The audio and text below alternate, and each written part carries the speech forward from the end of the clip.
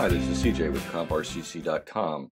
In this video, I am assembling the shock absorbers for the TLR 22 SCT, and there have been some changes to their shock layout.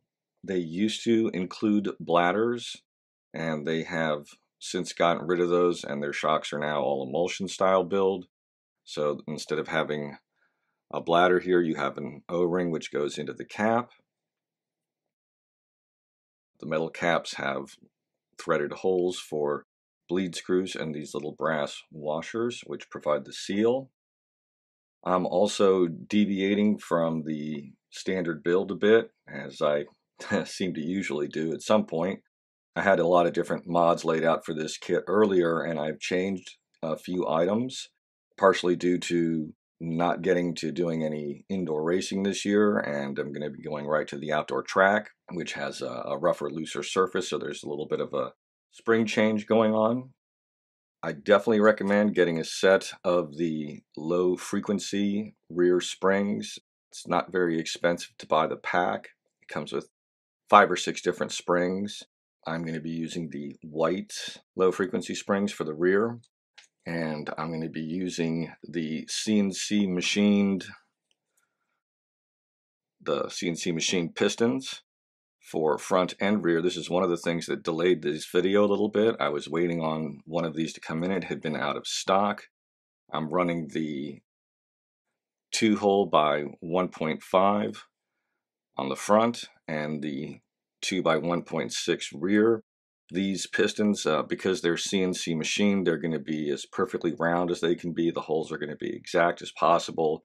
You find a lot of these listed in the various setup sheets for the pro racers. Interesting thing, there is a low frequency spring set for the front. I would not necessarily recommend buying that. If you go to my website, CompRCC.com, and click on the Resources tab, you will find a spreadsheet that has a layout of all of the different Team Losi setups that are on the Team Losi website, laid out in a grid so you can compare camber settings, spring rates, things of that nature. And there's a surprising amount of commonality, and I went through those, bearing also in mind deference toward the outdoor track setups and the rougher, looser track conditions. Every single one of them was either running black or blue front springs, the standard blues or the black, not the low frequency. So I'm going with black as opposed to the standard blue. That seemed to fit better for the conditions I'm going to be running, and also matched up with that 15 by 2 piston and 32.5 weight shock oil front and rear. I am also adding the low friction shock shaft O-rings. These have a slightly different texture than the standard O-rings. You even almost see there's a little bit of a size difference.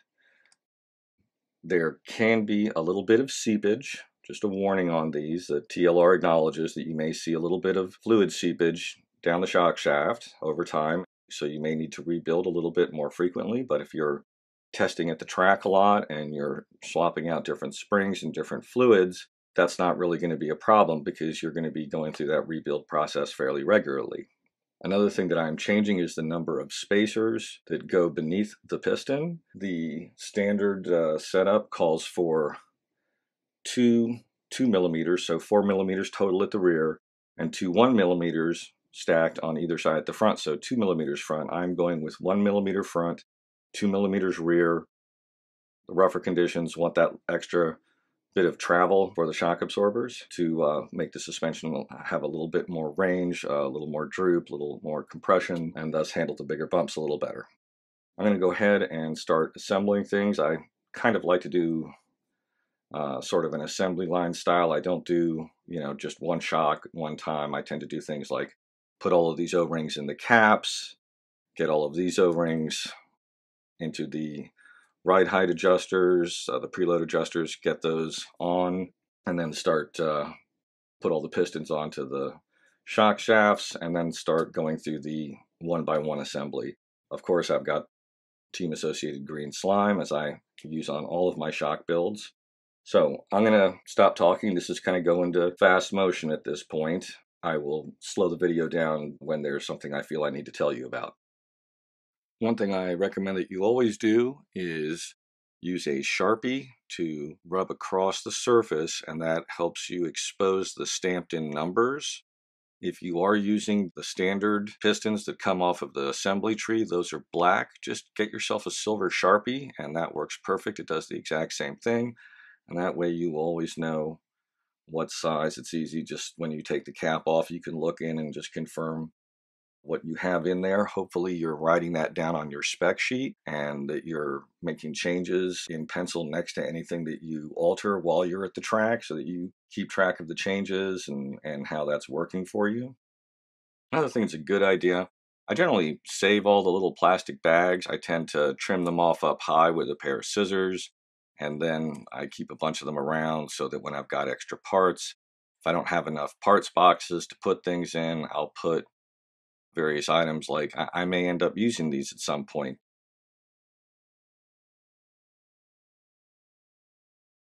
Notice I'm not pushing hard enough on this to do any damage to it. I'm just making sure that it's seated in there, that it's not catching on the threads at all.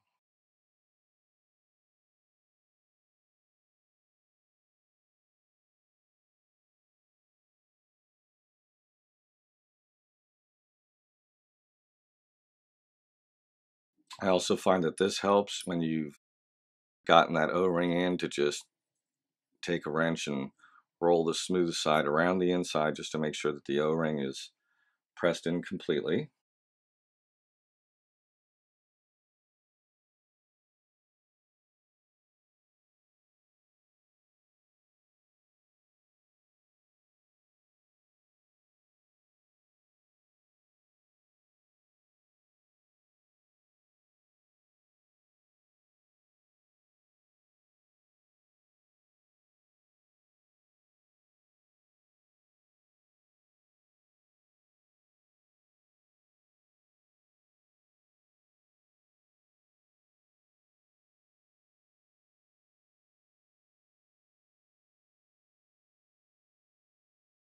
Always make sure that these little E-clips are properly seated.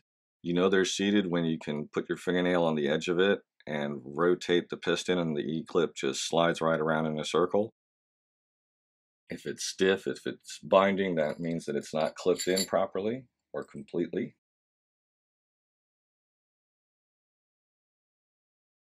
See, that one isn't turning. It's not completely in. It's almost in. Now it's completely in and it rotates freely.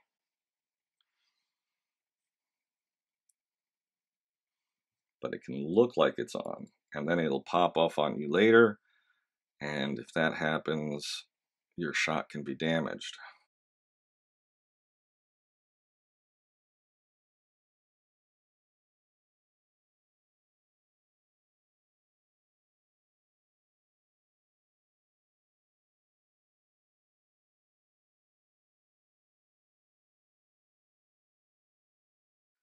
This is a generally good way to do it.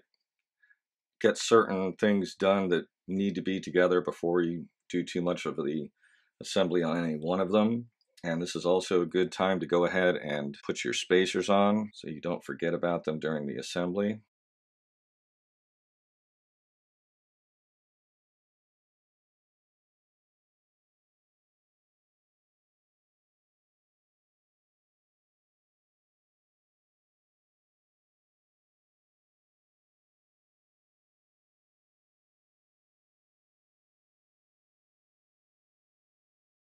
Now I'm about to put the ride height adjusters, the preload adjusters, onto the shock bodies. Normally I use a little bit of shock oil to lube these up. In the TLR's instructions, they recommend using a little bit of their black grease. And so I'm gonna give that a try. This is Associated black grease, basically the same thing, but it's getting down toward the end of the tube, and thought I'd see if I couldn't make use of the last of it. Always start these threads very carefully. If you even think you're cross-threading, spin it backward until it kind of settles in. You don't ever want to damage these shock bodies. very expensive to replace. Take your time. It's supposed to be snug. That's the whole point of this O-ring. That O-ring doesn't hold in anything. It's not an air seal or a seal for the grease. It's to keep these things from unwinding on you or twisting free up or down on their own in either direction.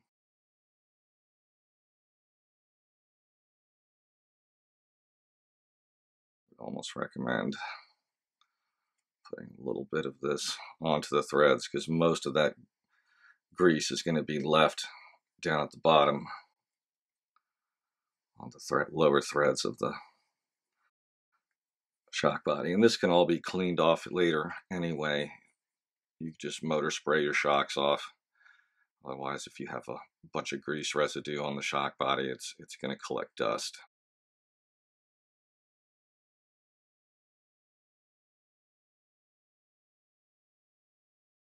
I've become a very big fan of these. These are products you can get in an automotive store. They are microfiber towels.